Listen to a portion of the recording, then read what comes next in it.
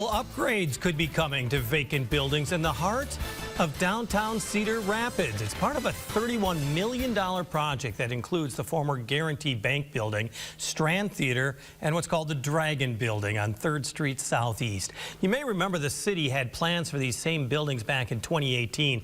At that time, the city planned 2 hotels with a rooftop bar and a steakhouse. But the developers pulled out when the pandemic halted funding for hospitality projects. KCRG TV9's Brian Tabak spoke to the developer about these new plans. New life could once again fill these 3 historic buildings in the heart of downtown Cedar Rapids. This is a pretty important block. It's a missing tooth in the downtown fabric. Steve Emerson, owner of Aspect Architect Design, bought the buildings last year.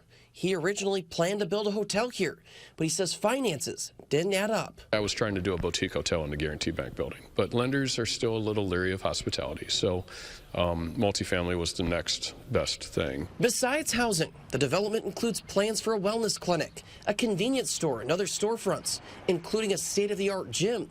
Emerson told me he plans to keep as much of the historic pieces of the buildings intact in order to qualify for state historic funding. The historian, as well as National Park Service and the State Historic Preservation Office, kind of dictate and determine what are the elements that are important. Work is already underway, but Emerson says they're still waiting to see if they qualify for state funding.